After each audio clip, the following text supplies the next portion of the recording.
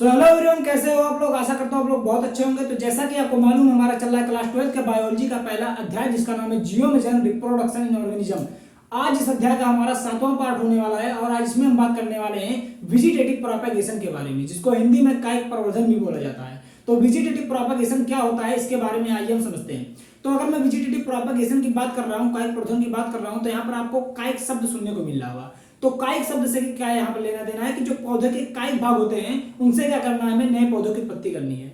यह जो कायिक प्रवर्धन होता है यह मेनली पौधों के लिए ही यूज किया जाता है। इसीलिए इसमें हम केवल क्या पढ़ेंगे, पौधों में किस प्रकार से उनके कायिक भागों द्वारा नए पौधों की उत्पत्ति होती है, इसके बारे में इसके अंदर हम जानेंगे।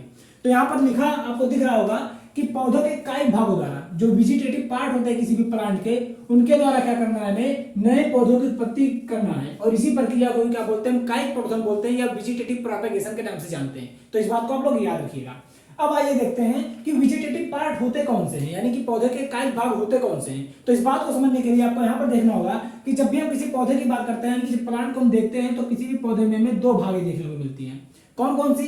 तो जो पहला भाग है उसे बोलते हैं लैंगिक भाग, यानी कि इसको सेक्सुअल पार्ट के नाम से जानते हैं। ठीक है, तो पौधों में एक तो होता है लैंगिक भाग और दूसरा होता है कायिक भाग, इसी को अलैंगिक भाग भी बोल सकते हैं और इसी को इंग्लिश में बोला जाता है वेजिटेटिव पार्ट। तो ये दो भाग होते हैं किसी भी प्लांट के अंदर। ठीक है, तो आप देखेंगे कि लैंगिक भाग कौन होता है किसी प्लांट का, तो जो उसका पुष्प होता है या फूल, जिसे हम फ्लावर बोलते हैं, यह क्या होता है, किसी भी पौधे का लैंगिक भाग होता है। और यह लैंगिक भाग यूज होता है किसके लिए, लैंगिक जन करने के लिए। तो याद रखिएगा, किसी भी पौधे में पुष्प किस लिए जिम्मेदार होता है, लैंगिक जन करने के लिए। ये बात आप लोग याद रखिएगा। क्लियर है इतनी बात। अब अगर बात करें कायिक भाग की, तो कायिक भाग के अंतर्गत आपका आएगा जड़ भी आ जाएगा, तना आ जाएगा और पत्ती आ जाएगी। तो आपको दिख रहा होगा कि किसी भी पौधे में उसके पुष्प को छोड़ करके, उसके फ्लावर को छोड़ करके जितने भी पार्ट होते हैं बाकी के, जैसे जड़ हो गया, तना हो गया, पत्ती हो गई, ये सभी कहीं ना कहीं क्या कहलाते हैं, कायिक भाग कहलाते हैं। और इन्हीं कायिक भागों के द्वारा क्या करना है, हमें नए पौधों की उत्पत्ति करनी है। और ये जो कायिक भाग होते हैं किसमें यूज होते हैं, अलैंगिक जन करने के लिए यूज होते हैं। तो याद रखिएगा, जो कायिक प्रवर्धन है आपका, जो वेजिटेटिव प्रोपेगेशन है, कहीं ना कहीं क्या है, एक अलैंगिक जन का ही प्रकार है, जो किसके लिए यूजफुल होता है, पौधों के लिए यूजफुल होता है। क्लियर इतनी बात। तो ये बात याद रखिएगा। अब आइए बात करते हैं कि जो वेजिटेटिव प्रोपेगेशन होता है ये दो टाइप के होते हैं। कितने प्रकार के होते हैं, वेजिटेटिव प्रोपेगेशन आपके दो टाइप के होते हैं। एक होता है प्राकृतिक कायिक प्रवर्धन, जिसको बोलते हैं नेचुरल वेजिटेटिव प्रोपेगेशन। क्लियर इतनी बात। और दूसरा होता है कृत्रिम कायिक प्रवर्धन, जिसको बोलते हैं आर्टिफिशियल वेजिटेटिव प्रोपेगेशन। तो यहाँ पर आपको दिख रहा होगा कायिक प्रवर्धन दो प्रकार के होते हैं, एक तो प्राकृतिक होता है और दूसरा होता है कृत्रिम। प्राकृतिक जो होता है वह पौधे की जड़, तना और पत्ती, यानी कि कायिक भागों द्वारा प्राकृतिक रूप से होता है। उसमें किसी भी जीव का क्या होता है, हस्तक्षेप नहीं होता है। वह अपने आप ही प्रकृति में स्वतंत्र रूप से वह प्रक्रिया होगी, यानी कि पौधे के कायिक भाग द्वारा, जैसे जड़, तना, पत्ती द्वारा नए पौधों की उत्पत्ति हो जाएगी। इस बात को याद रखिएगा। लेकिन वही अगर बात करें कृत्रिम की, तो अगर मैं कृत्रिम कायिक प्रवर्धन की बात करूं, तो यहाँ पर आपको मालूम होना चाहिए कि यहाँ पर मनुष्यों द्वारा क्या किया जाता है, पौधों के कायिक भागों द्वारा नए पौधों की उत्पत्ति की जाती है। अब इसमें भी कई सारे प्रोसेस होते हैं, अलग अलग विधियों द्वारा नए पौधों की उत्पत्ति कर सकते हैं। जैसे अगर हम बात करें तो इसमें जो सबसे पहला प्रोसेस होता है उसको बोलते हैं कलम लगाना। क्लियर है, यानी कि कटिंग के द्वारा क्या करते हैं, पौधों के छोटे छोटे टुकड़ों को, शाखाओं को छोटे छोटे खंडों में काट लेते हैं और उसे जमीन में दबा देते हैं, जिससे एक नए पौधे की उत्पत्ति हो जाती है। तो इसे हालांकि डिटेल से पढ़ना पड़ता है। ठीक है, तो इसमें जो सबसे पहला विधि होता है कृत्रिम कायिक प्रवर्धन का, वो है कलम लगाना। इसके बाद आपका दाब लगाना भी इसी के अंतर्गत आता है, जिसे लेयरिंग बोलते हैं। इसके बाद रोपण आता है, जिसको हम ग्राफ्टिंग बोलते हैं। इसके बाद गुट्टी लगाना आता है और अंत में आपका शाखा बंधन आ जाता है। तो ये कुछ विधियां हैं इसकी कृत्रिम कायिक प्रवर्धन की। हालांकि आपके एनसीईआरटी में इसके बारे में नहीं दे रखा है, इसीलिए आपको इन सभी प्रोसेस के बारे में नहीं पढ़ना है। इस बात की आप लोग ध्यान से याद रखिएगा।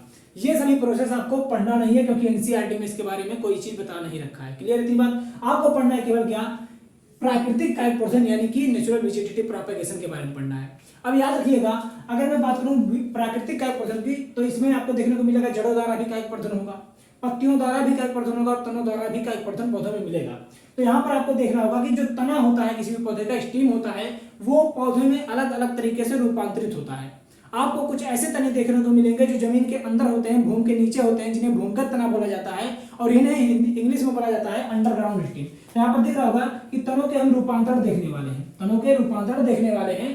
अब पहला जो रूपांतरण होता है उसको हम बोलते हैं भूमिगत तना, जिसे अंडरग्राउंड स्टीम के नाम से भी जाना जाता है। इसके बाद आपका आता है अर्धवायवीय तना, जिसको हम सब एरियल स्टीम बोलते हैं। और कुछ ऐसे तने होते हैं जो वायु के संपर्क में होते हैं, जो भूमि के ऊपर होते हैं, जिन्हें हम एरियल स्टीम बोलते हैं।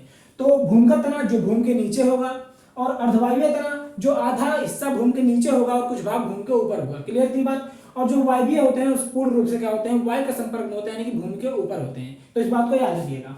अब भूमिगत तनों की बात करें तो ये भी अलग अलग तरीके से रूपांतरित होती हैं, अलग अलग संरचनाएं पाई जाती हैं। जैसे कुछ आपको कंद के रूप में देखने को मिल जाएंगी जिसे ट्यूबर बोलते हैं, कुछ आपको प्रकंद के रूप में मिल जाएंगी जिसे हम राइजोम बोलते हैं, कुछ आपको घनकंद के रूप में देखने को मिल जाएंगी जिसे हम कॉर्म बोलते हैं, कुछ आपको सरकंद के रूप में भी देखने को मिलेंगी जिसे हम क्या बोलते हैं, बर्ब्स बोलते हैं। तो ये कुछ तनों के प्रकार हैं, कैसे तनों के, भूमिगत तनों के। इसके अलावा अगर मैं अर्धवायवीय तनों की बात करूं तो अर्धवायवीय तनों के अंतर्गत आपका ऊपरी भूस्थारी आ जाता है जिसे रन बोलते हैं। इसके बाद आपका आता है अंतः भूस्थारी जिसे शकर बोलते हैं। इसके बाद आता है आपका भूस्थारी जिसको स्टोलॉन बोलते हैं, और आखिरी में आ जाता है आपका भूस्थारी का जिसको हम क्या बोलते हैं, ऑफसेट बोलते हैं। तो ये कुछ कैसे हैं, तनों के रूपांतरण है। कैसे, जैसे मैंने बताया भूमिगत तनों के 4 रूपांतरण आपको देखने को मिल गया, अर्धवायवीय तनों के भी कई प्रकार आपको देखने को मिल गए। वायवीय तनों की बात करें तो वायवीय तन ऐसे होते हैं जो भूमि के ऊपर होते हैं, जैसे गन्ना हो गया आपका, ठीक है। आपके जो मैंग्रोव के शाखाएं होती है, बोल सकते तने होते हैं जो जल से बाहर आ जाते हैं, वो भी क्या है, कहीं ना कहीं आपके वायवीय तनों के एग्जाम्पल हैं। तो हालांकि इसके बारे में हम डिटेल से पढ़ने वाले हैं कि आखिर कंद क्या होता है, प्रकंद क्या होता है, घनकंद क्या होता है, सभी के बारे में हम डिटेल से पढ़ने वाले हैं। तो फिलहाल आपको ये सारी चीजें याद होनी चाहिए, ये सभी नाम आपके जुबान पे होना चाहिए। तो आपको बस इतना ही इसमें याद रखना है। अब इसके बारे में आपको डिटेल से अगले नेक्स्ट पार्ट में बताया जाएगा। तो आशा करता हूं आपको इतनी बात तो समझ में आई होगी कि वेजिटेटिव प्रोपगेशन होता क्या है, कितने प्रकार का होता है, और किन किन विधियों के पौधों के किन किन भागों द्वारा हो सकता है। तो आशा करता हूँ सारी बातें आपको समझ में आई होंगी। अगर आपको आज का सेशन अच्छा लगा हो तो सेशन को लाइक कीजिएगा, और चैनल पर नए तो चैनल को सब्सक्राइब जरूर कीजिएगा। तो फिर मिलेंगे असेक्सुअल रिप्रोडक्शन के यानी कि वेजिटेटिव प्रोपगेशन के एक नए पार्ट को लेकर के। तब तक के लिए आप सभी को टाटा बाय बाय।